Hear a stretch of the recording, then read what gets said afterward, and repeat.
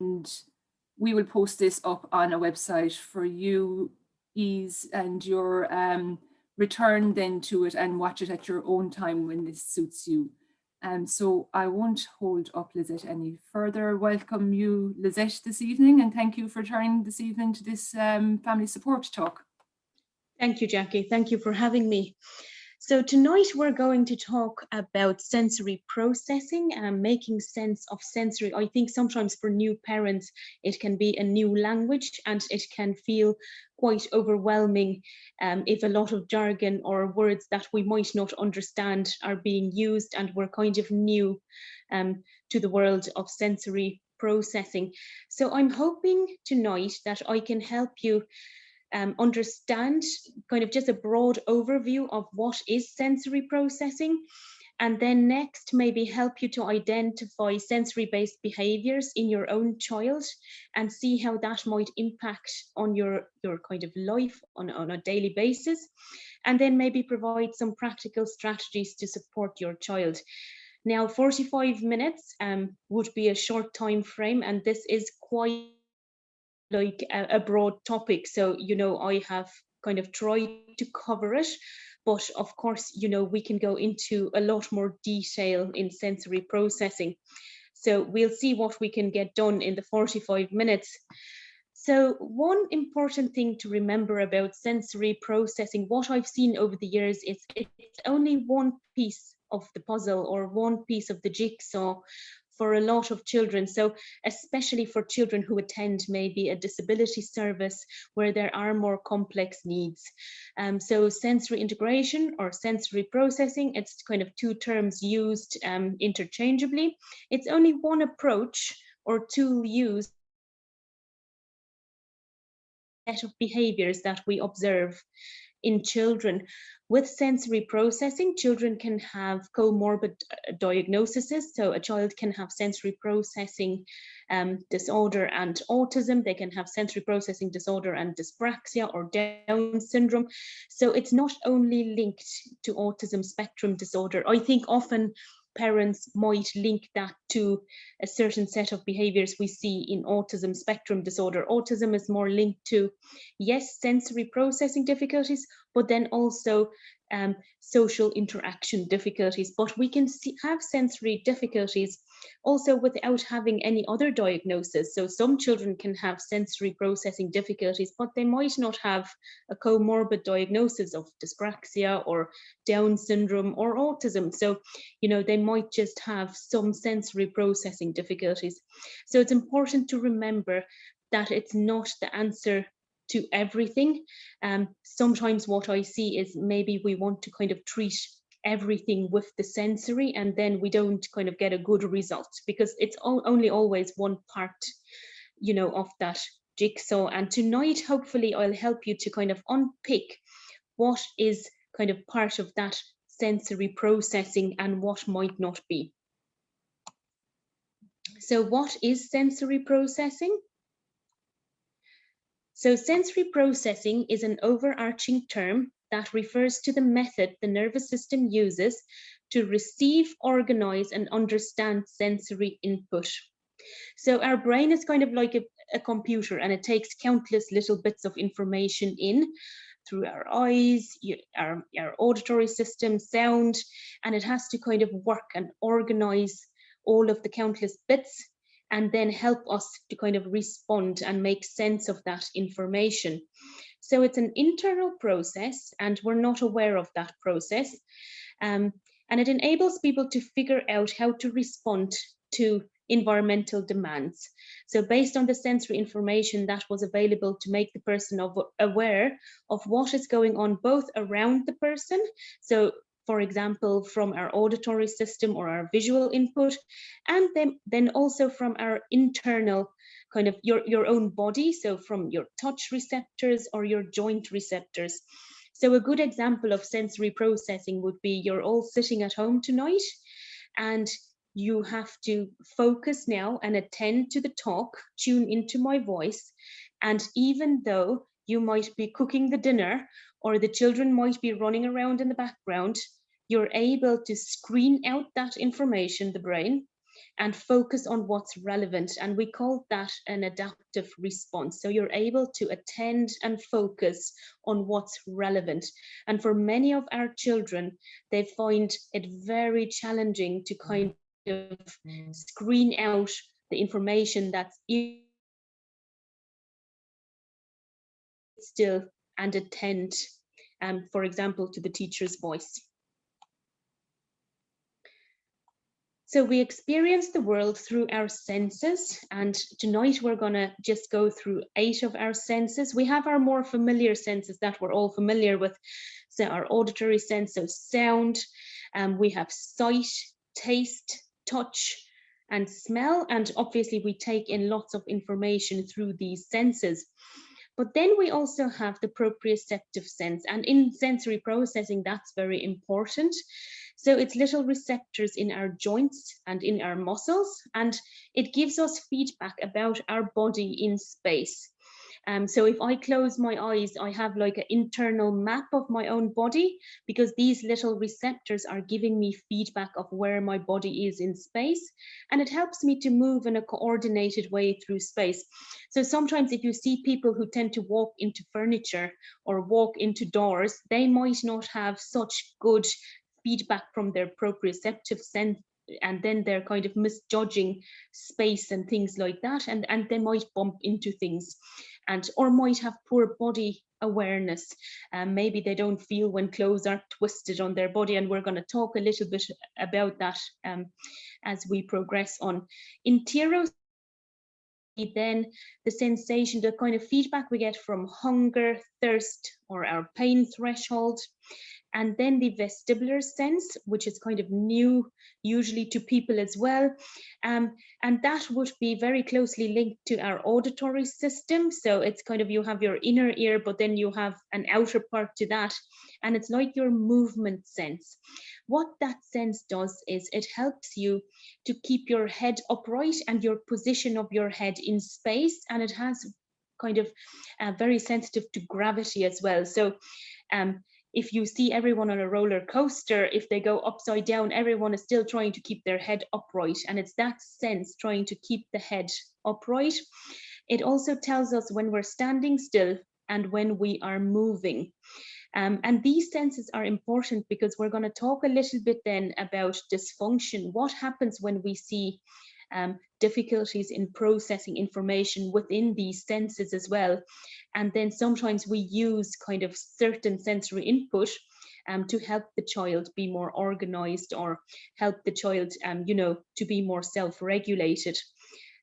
So those are the senses where we get both information about our own body and then information about the world around us. And then sensory processing is that process where the brain has to kind of integrate all of this information into an adapt.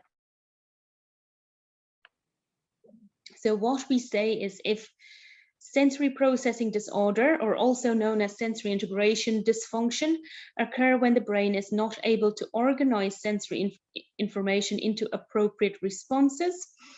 And when the flow of sensation is disorganized, life can be like a rush hour traffic jam. And that's why we sometimes get this dysregulation in children's behavior as well, because they're either not getting kind of sufficient information from their own body, or they're not organizing that input sufficiently to respond appropriately. So when do we intervene? A lot of people ask me always, when do we come to a point where we think our child might need help or intervention? And I always say there has to be like a functional impact for the child. We all have sensory preferences and likes and dislikes. Some of us get up in the morning and we need a shower to get going in the morning, or a cup of coffee to kind of jizz us up to go. Other people might like to go for a run, or we all have sensory preferences. But when do we maybe need to intervene and help a child is when their daily life is affected. So we have our different occupations that a child participates in: play, self-care activities, feeding, sleep, school, their social skills. And when we see an impact, then we sometimes need to intervene. Now, sometimes sensory processing difficulties can be mild and maybe only one area of the child's life is affected. If it's moderately affected, maybe 1 or 2 areas would be affected. But then for children with severe sensory processing difficulties, you would see that most areas of their life would be affected. If I had to take examples, for example, maybe the child might avoid certain play activities. Maybe if friends are playing with Play-Doh in a group, they don't tolerate messy play and they might avoid and play with something else. So then kind of that child's play and social interaction is, you know, impacted upon. Self-care activities, if your child is finding it hard to cut nails, toenails, hair washing, and everything feels like it's a bit of a battle, you know, then feeding, maybe there's picky eating or, you know, restricted feeding. A lot of our children with sensory processing difficulties can have sleep difficulties. They can be light sleepers, or some children take hours to wind down to fall asleep. And then, of course, in school, if you're finding it hard to sit still, attend, you're easily distracted, you seek maybe a lot of movement and you find it hard to attend to your schoolwork. And then obviously that the motor skills and then the social skills as well. So when it affects our child's daily life in more than one area, we might want to kind of link with someone to look at intervention. So in the world of sensory processing, sometimes parents are aware of, yes, maybe there's oversensitivity, undersensitivity, or sensory seeking behavior, but sensory processing disorder is quite a broad construct, and you get kind of 3 broad subsections within it. So the first section is your sensory modulation disorder. So that is where we see a child is either oversensitive to input, and we're going to talk about that specifically tonight. Sensory under-responsive or sensory craving or sensory seeking, but you also get sensory based motor disorders, and that's dyspraxia, for example, where you have children who have motor planning difficulties and then their gross and fine motor skills are affected. Children who have postural difficulties, so you know the child who finds it hard to sit up and maintain that posture, they might be sliding down in the chair, holding their head upright while doing homework. We get discrimination disorders as well, and they would be the higher level function of the sense. So for example, visual perceptual skills, being able to read one line on the page and not kind of skip a line, being able to focus and fade out the background. Auditory discrimination is, for example, is to know the difference between certain sounds, or to screen out background noise and to focus on the teacher's maybe voice that's relevant. The tactile sense, your ability to put your hand in your pocket and to know, oh, that's the key, you know, or it gives you kind of information about the properties of objects. So sensory processing disorder is this overall construct, and children can have both fine motor, gross motor difficulties and praxis that affects kind of motor planning, handwriting. And then some children also have the sensory modulation difficulties. So for tonight, we're only going to speak about the sensory modulation disorders. Otherwise, the talk can be we can talk probably for 2 days, like. So we'll focus on that for tonight. And what we see categories. So that modulation is the brain's ability to take information in, tone it down, and respond to it kind of in an appropriate manner. And what we see with some children is that sometimes they can be oversensitive to touch, movement, sound, that proprioception, vision, or taste. Other children then can be undersensitive to touch, movement, sound, proprioception, vision, and taste. And then we get a category of children who seeks it out. So they seek out more touch than we would seek out, or more movement, more sound, and they're actively seeking it out. So our children who are oversensitive tends to have a low threshold for sensory input. So if you imagine maybe a bucket and water is dripping in, and the water dripping in is like sensory events, loud noises, someone is touching me, the smell of food. The child who's oversensitive, their bucket is much smaller and will fill up much quicker, and they can become overwhelmed. Lots of feedback and input, and they crave it to kind of have the same response. So we'll look at that a little bit more. So first we're going to look at children who fall in that oversensitivity area. And I just want to say, for tonight's purposes, we're breaking it up into the 3 areas: oversensitive, undersensitive, and sensory seeking. Usually in practice, you can't really put the brain in a box. And what I see in practice is what you see is probably a mix. So what I say to parents is take a sheet of paper and you write down touch, and you write oversensitive, undersensitive, sensory seeking, and then write down where you see certain behaviors in each sense. So I think my child might be undersensitive because they're doing this under touch movement, because we're going to go through each like that. And usually if people are in person with me, we go through that exercise and we break it down like that, because children can present with a mix of behaviors, but sometimes they have like an overall kind of overall profile. So they might mostly be sensory seeking but still a bit oversensitive to something, or they're mostly oversensitive. So we might just go through the examples. So your children who are oversensitive to touch, and years ago they would call it tactile defensiveness. Children would present with discomfort with certain textures. So maybe they only like to wear tracksuit bottoms, but they don't like jeans.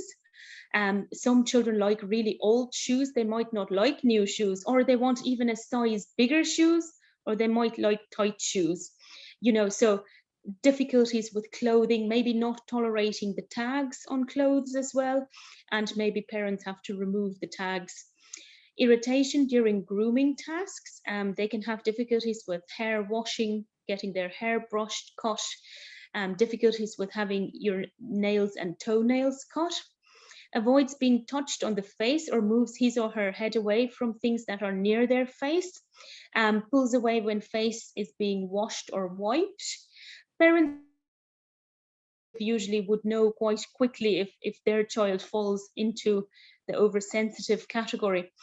Has difficulty standing in line or close to other people, a dislike of crowds, avoidance of certain textures food, can gag on lumps or eat pureed foods beyond the developmental stage. So what we can see with food texture usually is that when the baby needs to move on to kind of food that the rest of the family is eating, they kind of get stuck a little bit on mashed or pureed food. And parents find it hard to kind of move them on developmentally.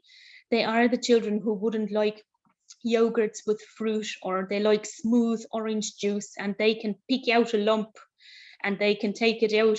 You think you're going to hide something, but we can't, or they even know when you hide medicine. So some children then, even if they touch food, you might give them a banana and they might gag already just by touching it with their hands. Those are your oversensitive children. Seems more bothered than or examined. So that would be the older children who can't get their sealants done by the dentist because they are fearful and they don't want to open their mouth, or they don't like the taste of toothpaste, or when they were younger, maybe screaming with brushing teeth. Demonstrates negative reactions when getting dressed or certain aspects of clothing. For example, elastic waistbands, specific sleeve length. So children in the winter who wear short sleeves. I used to have a mum and she said, phoned and would say, Lizette, I think people are going to think I'm not looking after Johnny because he is going out in -4 degrees and he is wearing short sleeves and he can't tolerate his coat. So they might only like long sleeve, the vice versa. So children who like specific sleeve lengths, they might not like seams. Sometimes children You have to play around a little bit with underpants for boys. Maybe they don't like, you know, certain type of underpants, and they might only wear boxers, or they might not like the feel of underpants. Has the unusual need for touching or avoiding touching certain surfaces or textures. So with children who are oversensitive, the one thing to remember is we're social beings, and we all need touch to survive. So these children do not just not seek out touch, but they seek it out on their terms, and they are in control. So parents would say to me, how can Johnny be oversensitive because he likes hugging people? Because when he hugs people, he's probably deciding when he wants to hug them, and then it's okay. What I find with oversensitive children, it's when you're going to hug the child, look at what their response might be. If they stiffen up, they're not quite comfortable, but they're usually the children then, when they decide to hug you, they have no problem with it because they have control within that. So it can be quite inconsistent, and it's usually based on control. And they might have a stuffed toy or a stuffed animal, and they might touch different surfaces, but yet they don't want to touch their food. So you do get that. But we certainly need touch to survive in life. Children who dislike messy play. So, and this might, if there are parents with older children tonight, you know, sometimes children have a history of sensory oversensitivity, and sometimes that might kind of resolve and the child gets used to finger painting or playing with sand. But maybe now we have emotional regulation difficulties, so maybe the child finds it hard to regulate their own emotions, and that's still kind of like a secondary knock-on from the sensory processing. So what we see in older children is, we can see if you're oversensitive to touch and sound and things like that, we still get a knock-on of maybe the difficulties with attentional control, emotional regulation, organizational kind of difficulties, those little things. But it might not be as obvious anymore as when they were younger. So the babies who are oversensitive, when you're going to the beach, they're the baby who stays on the blanket and they don't like the feel of the sand. You know, you see other children maybe even eating the sand, but you know, the sensory oversensitive baby, they won't go off the blanket. You know, or they might even be picking off the sand grains off their feet, maybe not tolerating the touch of it. And children can be very clever. I had a little girl once, and she said to me, she didn't, we worked around feeding, she couldn't tolerate touching certain textures, and we did a bit of messy play and we did some arts and crafts, and she said, you do the gluing and I'll do the cutting. So she was so clever, she could work out exactly how to avoid the messy kind of activities, and she'll get someone either to do it for her or to get away around it. So even older children avoiding art or avoiding baking with the family, you know, we need to kind of look out, because I think these children can be clever at avoiding certain things. Sorry. Then we get oversensitivity to sound. So discomfort with sudden loud noises, dogs barking or sirens, and prolonged noises, or usually these and hand dryers, and we do think it's because of the frequency. With children I work with, a lot of the time they find it hard to maybe tolerate another child crying in preschool as well. And they can find busy, noisy places such as shopping centres, birthday parties, and when we still could, you know, the play places, they would find hard, like Tons of Fun or, you know, all those places, they could find it hard. And you can get very disorganized behavior then in those situations. Then we get sensitivity to movement. And these children can react to motion or change of head positions with sign of distress. So they are the children where dad throws the child up in the air to play, but the child actually gets fearful, and they kind of dislike that, or they dislike having their head upside down, or they are, listen, my older daughter would be sensitive to movement, and she was our oldest, and when everything, and he did somersaults at 3, we went, oh, he's a genius. we thought he was a genius actually, but actually she just had some sensory processing difficulties. So she never liked her head to be upside down. So even that developmental milestone of even older than maybe doing handstands or cartwheels, she just always avoided those.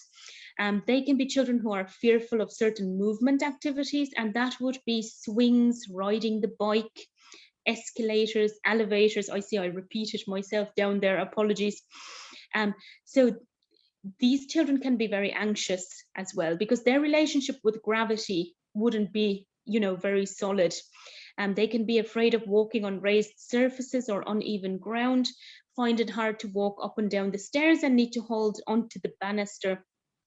They would be children, if you look at the playground, who might avoid the swing, because when their feet leaves the ground, they become quite fearful, or they wouldn't want someone to push them high on the swing because they can't tolerate that. That makes them fearful. Or riding the bike, they might be happy with stabilizers, but when you take them off, they might be fearful. I find the little go-karts you get that's close to the ground, they're great for kids who are gravitational insecure, because you're closer to the ground and there's a bit more security in that. And we'll talk a little bit about desensitization as well, because just because it doesn't mean we're going to stop taking them to the playground. It just means we're going to do it in a very gradual, slow, supportive manner, where we don't make them fearful, but yet we're still kind of making them used to the movement, but they're kind of in control. So for example, the child who finds swinging challenging, if you have a low swing and their feet is on the ground and they can make themselves, so they're in control, that's a good start to get used to movement, or just even sitting on the swing. So they have that sense of control. One thing I think not to do is to then not let the child have any sensory experiences, because that way they can't actually get used to those experiences. It's just how we go about it needs to be in a very gradual kind of small step approach, and we never want a child to become distressed. Some children can be sensitive to visual stimuli, so seems bothered by bright light. And then with the children who are oversensitive to input, what we say is your senses have two functions. One is discrimination. The children who are more oversensitive, it's like there's an overactivation of their protective sense. So it's like a misperception that makes your clothes feel like spiders on your skin and stairs seems like cliffs. So it's like the brain is kind of overreacting to stimuli that's not harmful to you. It's that kind of primitive drive to protect us and stay safe. So children with sensory defensiveness, it's like finding yourself in a dark parking structure alone at night and walking through the dark, dim environment, and you're kind of on high alert. And what we think is that these children are a bit stuck in that dark parking lot, where you're ready to kind of fight or react if something was to happen. And that is, sometimes parents would say to me that the child goes 0 to 90 within a minute or two. So what we find is children with oversensitivity is quite high arousal, and they can be reflexive and emotional and react to situations that's non-threatening or benign. They can react in that adrenaline response, so a fight or flight reaction, fight, freeze, or flight. And examples might be, for example, my peer runs and touches me, and it's an unexpected touch, and I'm oversensitive to touch, and I slap them. So, we wouldn't usually slap someone if they touch us. Tolerate that input, maybe they hit out, and that was not completely willful and planned. That was more part of this adrenaline response. Or other children, they might see a dog. A lot of our children who are oversensitive can be fearful of dogs or bees or flies. They might see a dog and they run. They decide they're going to run.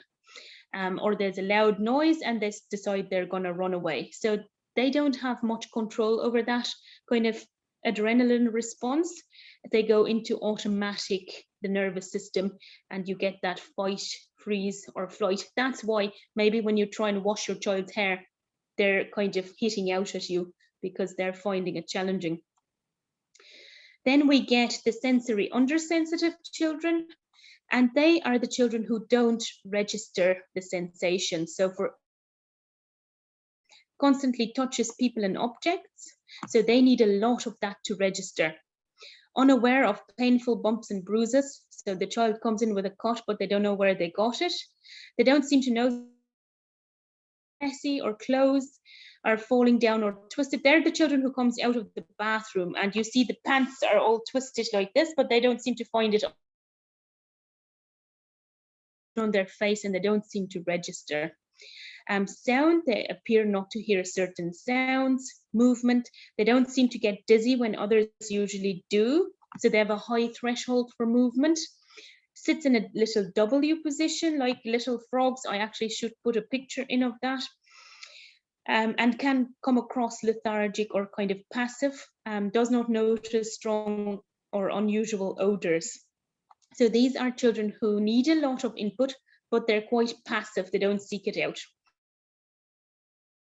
Seeking children, so they have a high threshold for input and they need a lot of input, and they're not passive like the under-responsive children, they seek it out. So they are children who are just driven to seek out activities such as jumping, crashing, pushing, pulling. They are the boys who are running, skidding on their knees, climbing really high, the higher the better, jumping, crashing down. So when they're watching TV, they're jumping on the sofa, crashing down on the ground. They are the sensory seeking children, chewing on toys more than other children, likes to cause certain sounds to happen, spins, rocks, whirls his or her body more than other children, can be impulsive and can fidget. So usually you want to really supervise these children because they can be at risk of hurting themselves if they're impulsive. So I usually have like a soft slide, a sensory room, and children, a lot of sensory seeking children would like even to stand on the slide and jump off the high slide. So you always have to have kind of your eye on them when you're working with them as well. Oh, they like the swing to be fast and high as well. So they like a lot of input.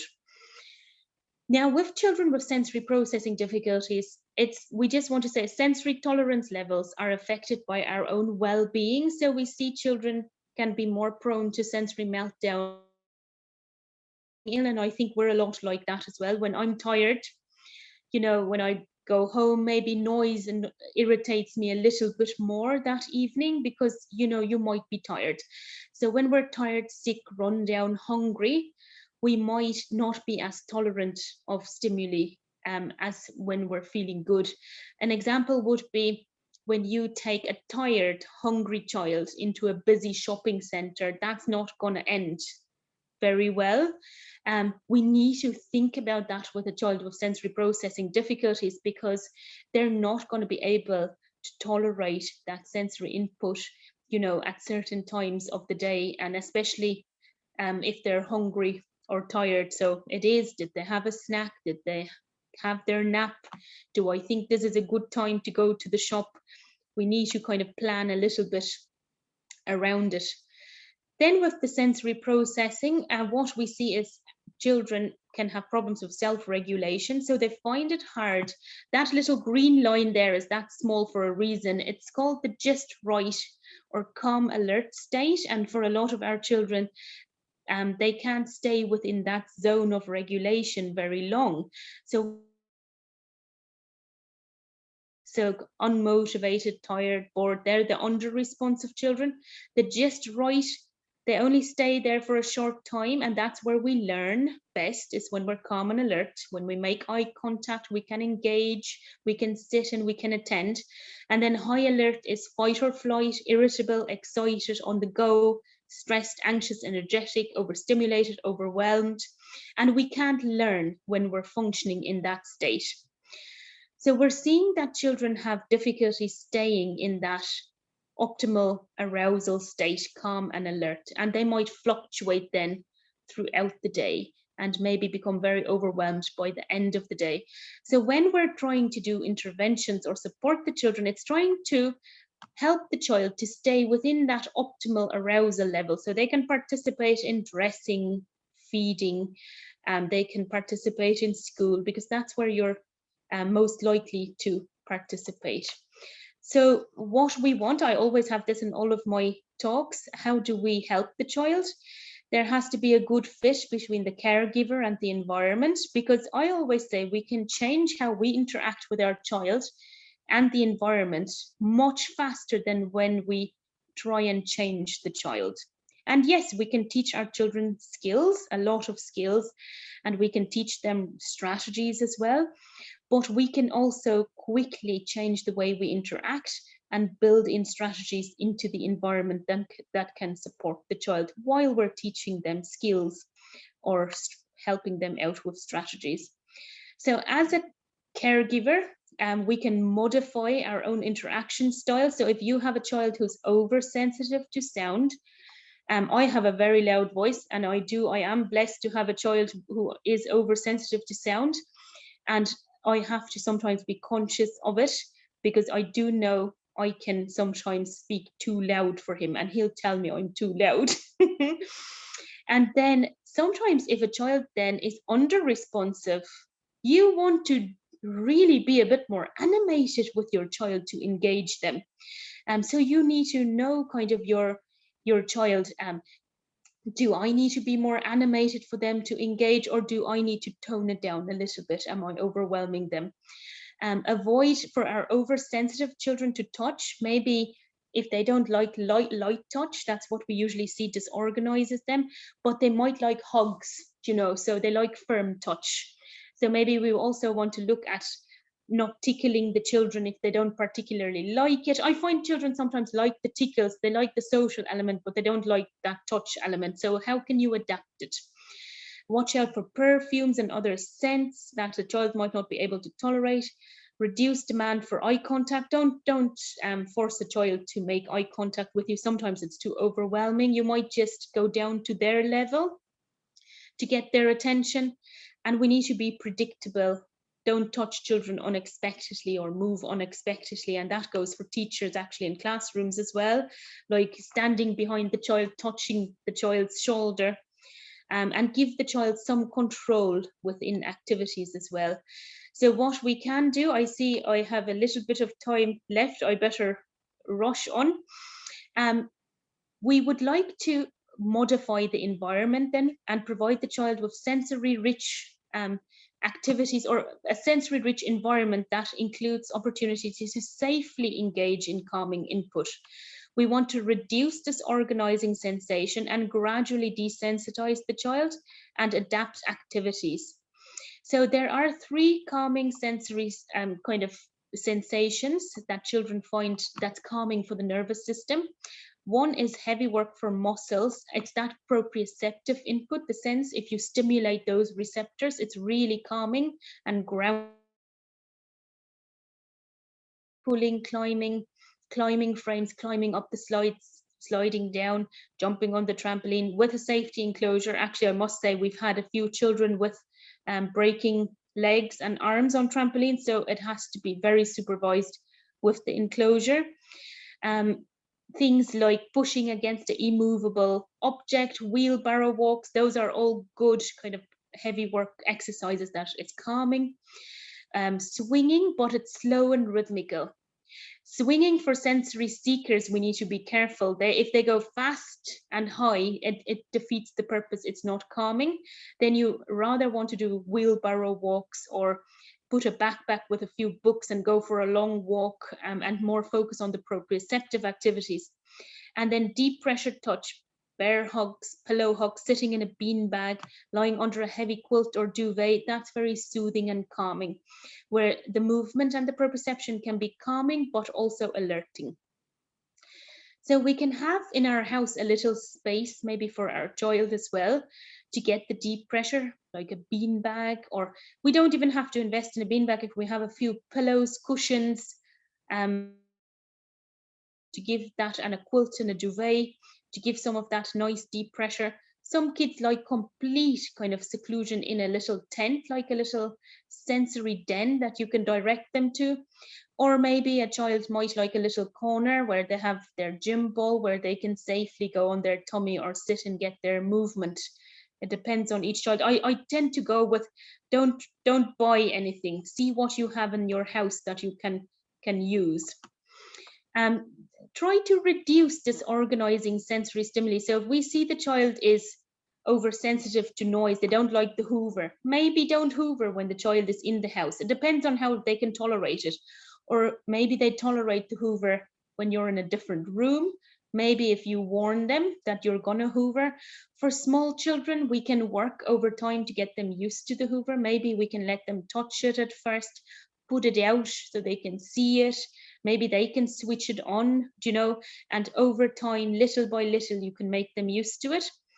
When we go to the shopping center or we go to fireworks, maybe our child might need the headphones or the ear defenders. It depends how comfortable parents feel, but teaching children to use these strategies and having it available. So maybe if your child knows we have the ear defenders in the backpack, you can use them when you need them. Sometimes we need to teach it.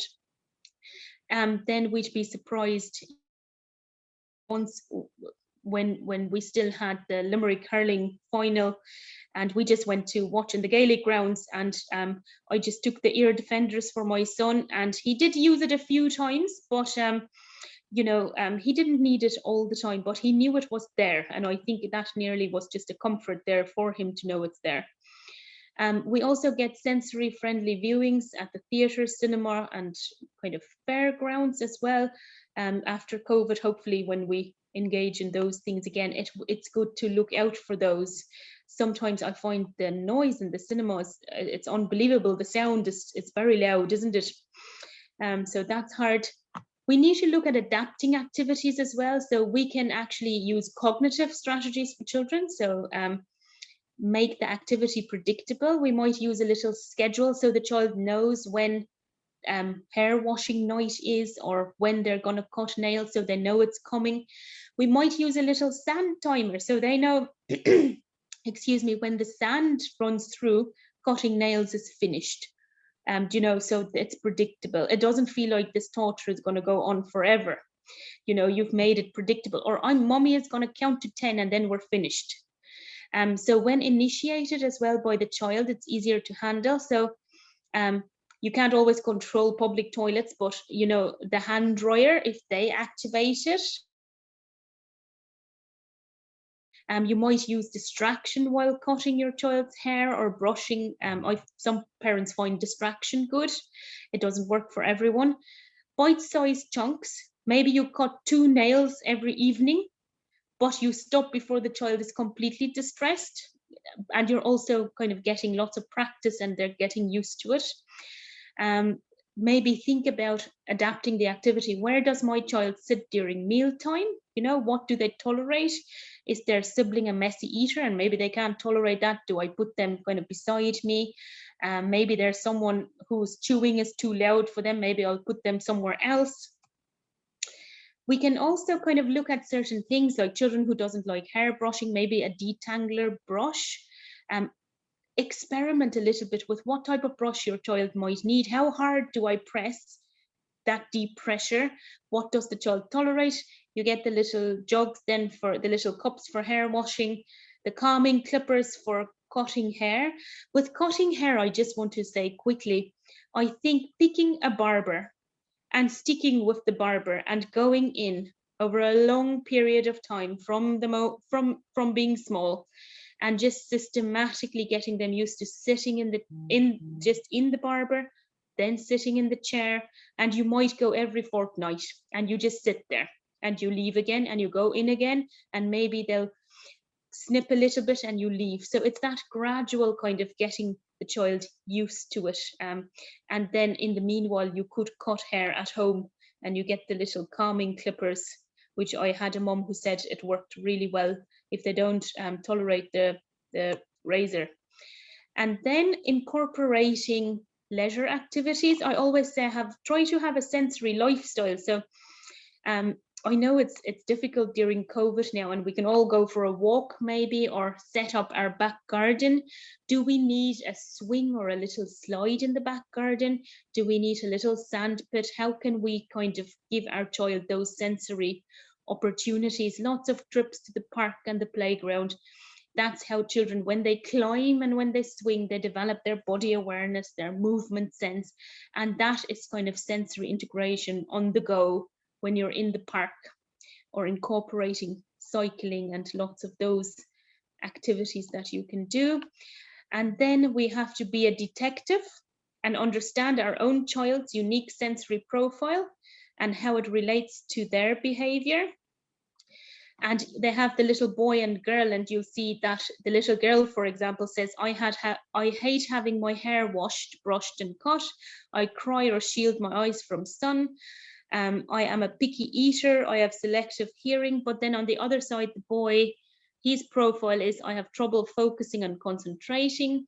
I'm overly sensitive to loud noises such as vacuums and blenders. I am always smelling people and food. I chew on everything. So the example is that each child has their own unique sensory profile, and maybe you can see, if you put your sensory glasses on, what sensory behaviors your child might have. So then remember, never assume the behavior of a child is willful or deliberate. Try providing sensory or other options consistently. Monitor results and modify the approach if required. So it's kind of a trial and error to see what your child might like. And then each child is very different and has different requirements. If you look at what they are doing, they are telling you in the only way they know how, with their behavior, what they are needing. Take what they are already doing and make it safer and more appropriate, and try to be consistent. Thank you. Thank you very much, Lizette. Thank you. I hope everybody was able to get something from that. And we have some questions, which I'm going to start with now. So the first one, Lizette, was from somebody who wanted to know, can a child be over and undersensitive to touch at the same time? And their son has a problem with washing face, hands and teeth, and never goes around barefoot, and dislikes messy play. And at the same time, he never feels that his clothes are messy, pants are twisted, and always touching people and objects. Yes, I think I see that actually quite often. Definitely that children have that mixed kind of profile. So they have that kind of poor body awareness, and they just don't seem to notice certain sensations, but yet they're oversensitive to other sensations. So yes, definitely. Now it sounds there like he's predominantly there oversensitive to touch, but we see that. And I think it's important to take some of those behaviors, because say, for example, if a child, they don't like brushing teeth, but yet they chew on their zips or their sleeves, we might still want to give them, say, a chewy for that sensory seeking behavior. But then we might, for say the teeth brushing, for example, have to do like a flavorless toothpaste or a vibrating toothbrush. They might tolerate that better, you know. So we take what behavior we see and we kind of try to work with that. But for the oversensitive children, we can do the gradual desensitization, for example, and lots of deep pressure. So the deep hugs, they're rolling up in the blanket or duvet and making like a hot dog, or letting them lie on their tummy and stacking pillows on them, because all of that kind of deep pressure touch is very good for children who are oversensitive. And then at the same time, you introduce things like if they don't like messy play, it has to be gradual. So first you might give them a stick to play with the sand, then you might put their favorite cars in the sand, then you might put the cars halfway into the sand, and then you might hide them later as they progress to maybe touching the texture. So it's all very, yes, you can be over and undersensitive in the same sense. That's great. Thank you, Lizette. So that answers for that person. There's another person, and they also have something Can an issue with one sense lead to a secondary difficulty with another sense? For example, vision on vestibular. Sorry, Jackie, can you maybe repeat that again? Yes, my internet connection, I think, is starting to be unstable. I'm sorry. Can there be an issue with one sense leading to a secondary difficulty with another sense? For example, vision on vestibular.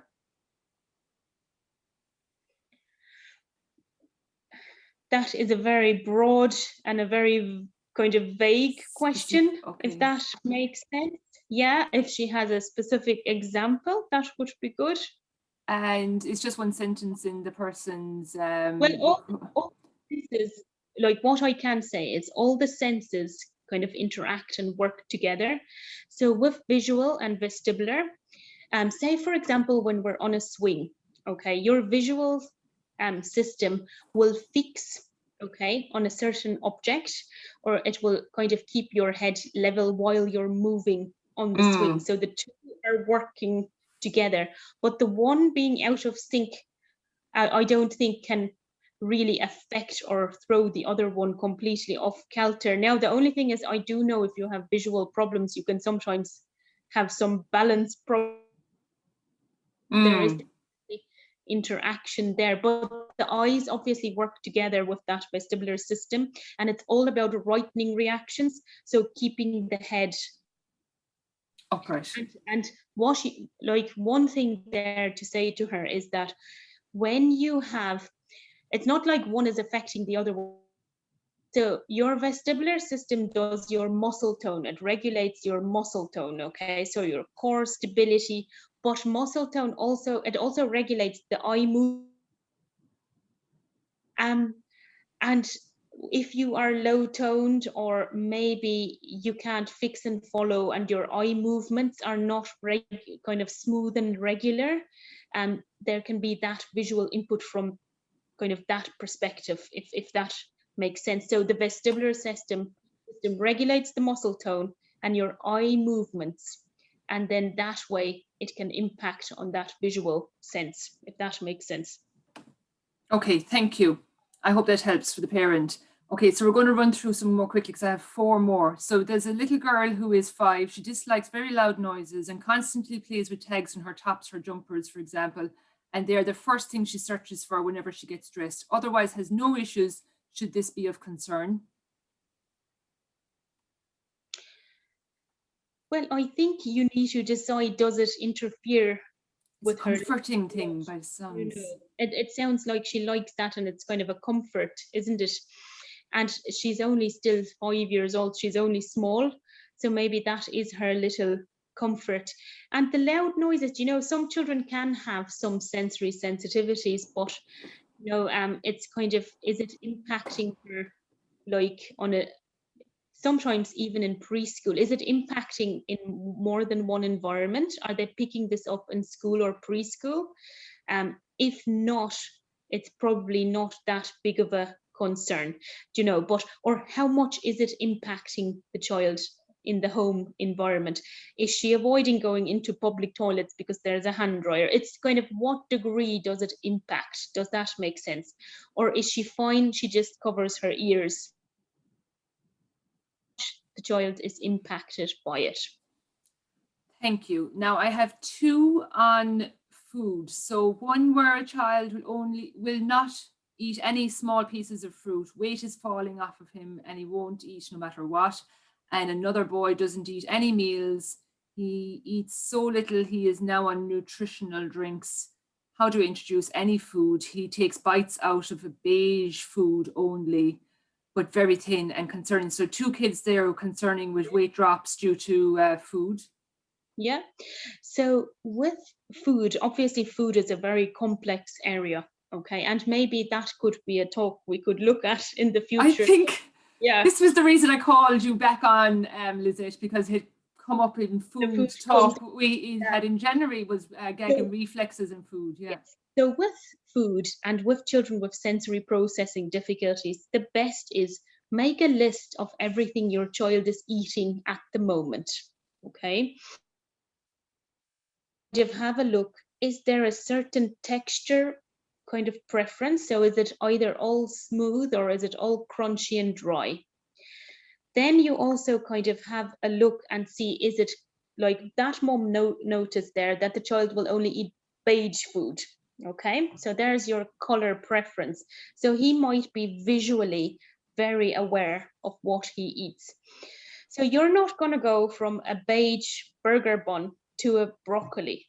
Okay, that's not going to happen that big of a step. So what I would do is write down everything the child is eating and try and introduce foods that look similar to what he's already eating and kind of present them on a side plate. So every meal we always give our picky eater something they prefer, always.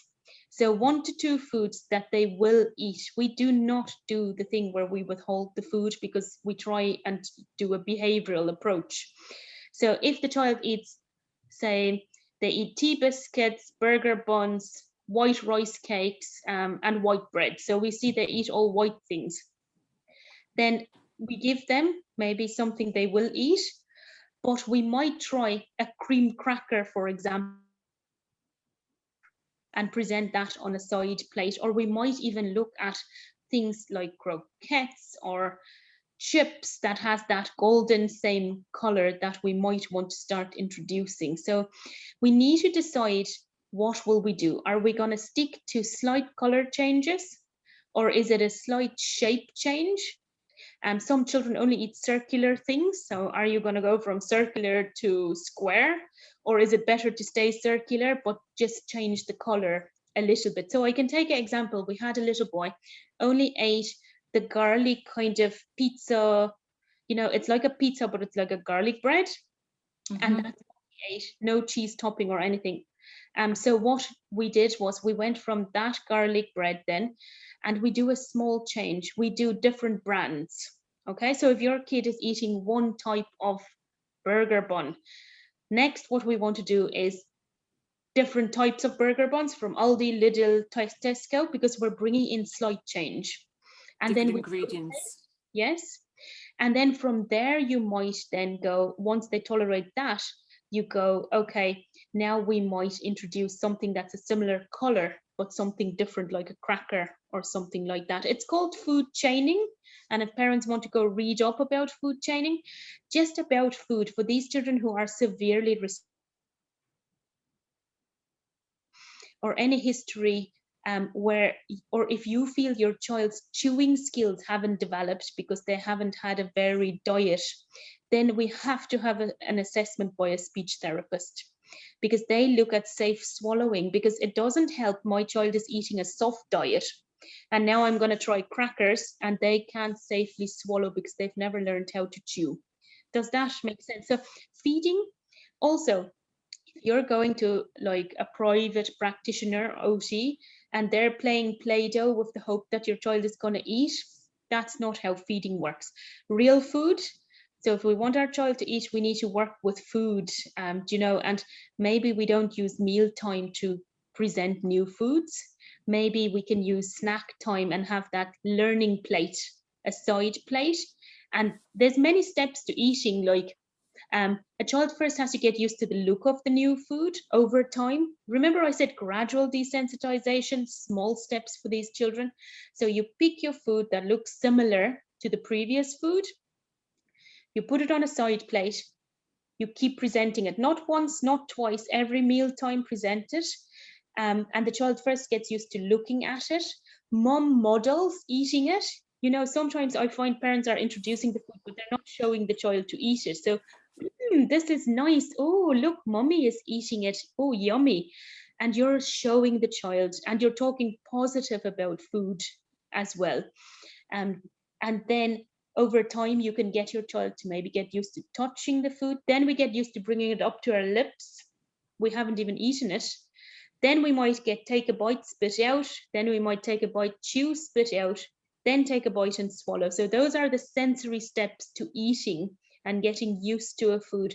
And with each new food, you have to go through all those steps. So I don't want you to give up, because definitely you can make progress, but look at food chaining and pick kind of one element write down the food and see. Look, so if your child is only eating strawberry yogurt, Petit Filou strawberry yogurt, that's always a favorite with the sensory defensive kids. Then you might want to try different brands of sensory kind of strawberry yogurts, and then go from strawberry to raspberry. So you've stopped the color, but you've made a small taste change. Does that make sense? So it's all very tiny change. Gradual. And if I can say one more thing, rotate foods. I have lots of kids, so with children who have food issues, they food jag. We call it food jagging. So they want to eat cheese 3 times a day for lunch, breakfast, dinner. Then they get sick of it and they never eat it again. So they drop it from their diet. But what we need to do is write down what they eat and rotate, and try not to give the same food over and over, because you run the risk of losing more foods. And for the moms where children are on the nutritional shakes, we can still work. I work with a little girl, and we've gone from, she still has to take her shakes, and it's progress, it's a work in progress, but we have gone from having no oral food, she'll only bring food to her lips, to actually having a few foods that she now orally eats. And that was a lot of working with vibration to the mouth and desensitizing and massage and food, working with food. So there is definitely link with your OT, your speech therapist, your team.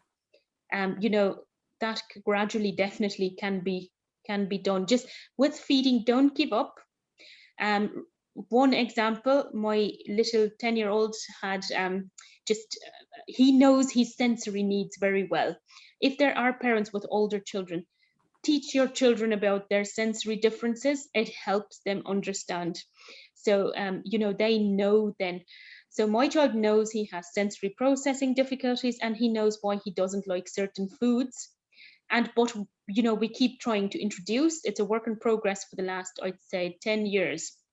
So it takes time. Don't give up.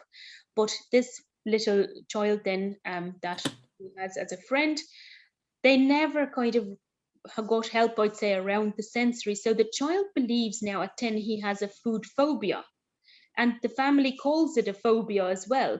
And I would fear for this child as a teenager having this belief that it's a phobia. Oh, are we done? No, you're okay. It's just we're going to share something on the screen while you're talking. It's okay. Is that all right? Perfect. So, so it is good as well to teach the children maybe that, you've just covered your ears because you're just sensitive to noise. So you're labeling it for them. So they're not fearful of the toilet flushing every time it flushes. They know why they become fearful, and it's not a big explanation. It's just, you're just sensitive to touch. That's why you don't like the feel of the tags. But look, mommy can cut them out, so teach the children about it as well. Brilliant. And the correct terminology. So I have just these last two now.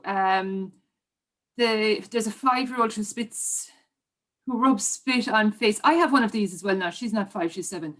Will gargle it around in her mouth and blow bubbles with it, and then rubs it on the lips. Anyway, sorry, I'm relating to this person. Doesn't like the feeling of fleece or soft materials and would scream for me to get it off me. Doesn't like sunlight on the eyes. Doesn't like somebody talking loud or crying close to him. And he can't cope with it and screams and hits. Doesn't like texture of fruit. What can this parent do to help him? So he sounds like he's oversensitive to touch and sound as well. So with the touching fruit part, that's a wet texture just for parents, and sometimes that's the hardest one to get used to touch.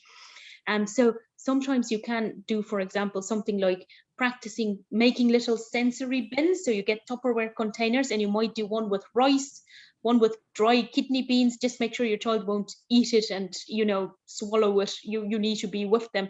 And maybe you might hide little beads or jigsaw pieces and get them used to touching dry textures. And then you might, once they tolerate that, you can practice with wet things then, like say if they're very small, maybe messing with kind of custard or whipped cream you can do as well. Shaving foam is nice. That's kind of wet textures, and then playing with the fruit as well. So chopping like bananas or strawberries.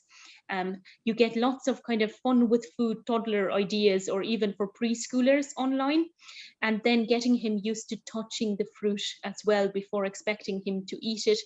And then with the fleece and things like that, I would say if the child is not tolerating it, try to buy clothes then within what the child will tolerate, and try to do more of the deep pressure kind of touch. I didn't touch much on that, but those are the big bear hugs. So hugging your child, kind of rolling them up in a little quilt, playing, making a hot dog, rolling them up, pressing a little gently on them, and then rolling them, unrolling them again, and you can repeat that, so, and she might not, the child might not tolerate that. It depends how sensitive they are, but giving some control and maybe linking in then with an OT as well, around kind of that.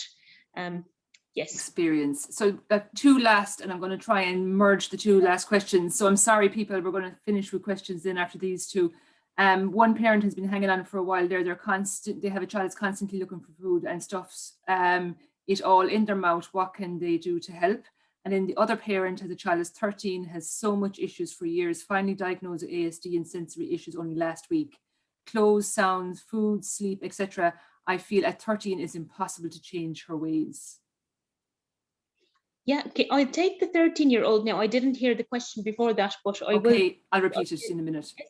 That's fine. So for the 13-year-old, if she is older now, we need to see how can she have control in things like this. So I find, like, is she able to wash her own hair? Can she do some of the self-care tasks, that she might find difficult? What can she do and have control with those situations as well? And at 13, you'd want to try and help her to be more aware. Why is it that she finds certain things tricky? To help her have a little bit more of an understanding. So yes, I have an older girl with sensory needs, and she knows, like, I'll take an example. That's why children need to understand themselves.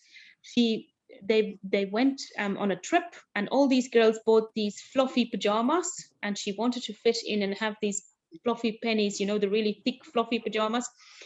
And they went on the trip, and she couldn't tolerate wearing it. She had to remove it and sleep in the shorts in the evening.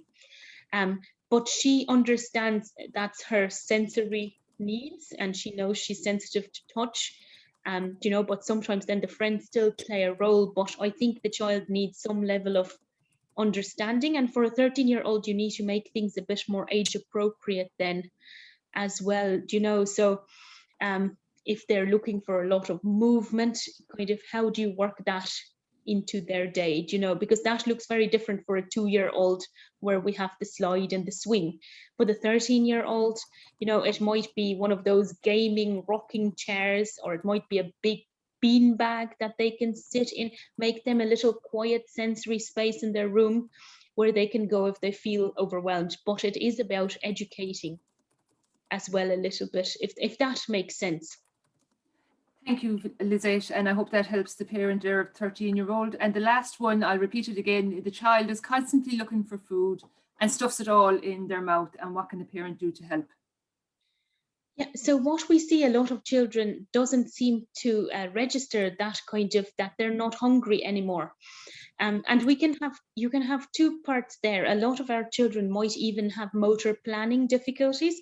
So planning how to fill in my time and initiate play and things like that, they might find it hard. So then I find sometimes they're looking for food all the time because they can't fill in their time positively. So recently what I suggested to a parent was, would we try a little visual schedule where we can show the child before we eat again, or before it's snack. So he's had breakfast. Now we're going to do, maybe we're going to play blocks, then we're going to watch our iPad, and then we're going to draw, and then we have snack. So we kind of have that visual structure for the child, instead of, when you tell a child, half an hour, then you'll eat, you know, or it will be snack time. They sometimes don't understand the time, and it's very abstract, but maybe a little visual schedule and scheduling the snacks then. And I know for stuffing the mouth, it can be that the child is undersensitive in the mouth. So sometimes more flavored food can help to give them more awareness, or you might even face cloth before mealtime, let them wipe their mouth with it, a vibrating toothbrush to try and actually alert the mouth a little bit more before meal times as well. But I'd say for someone who stuffs a child, I'd control the food a little bit. So give little bits at a time if they're gonna stuff. That's great, Lizette. Thank you all very much. Thank you to the panel that are here sitting with us this evening. Lizette, thank you for returning and coming back to speak on sensory processing. And to everybody who put questions in, you know, thank you very much for staying on. And I hope we have been able to cover some of the topics that you are concerned or challenged by. And thank you all for your feedback on the chat function too. So to Laura and Lizette and Alice and Roisin, thank you all very much for coming on this evening. And thank you for your chats there and appreciation that are in the chat function. Thank you, Jackie. No problem at all, Laura. Thank you for your help. And all our numbers are on the screen, guys. I've put it in the chat function. Your family resource, support workers, our locations from Croom Hospital, Kilmallock, and Roisin there then with the therapeutic services from ISPCC, and Alice with the senior child and family support worker. I'm so sorry, Lizette, at the very start, I forgot to mention that you're the senior occupational therapist with West Limerick Children's Services.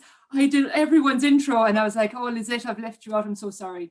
So thank you all for staying on to such a late hour. But, you know, everyone, I can see by the numbers who's still here, everyone gets so much from your speaking and so much value. The amount of range that you have covered, you know, is surely, I hope, some bit of relief or inspiration for people.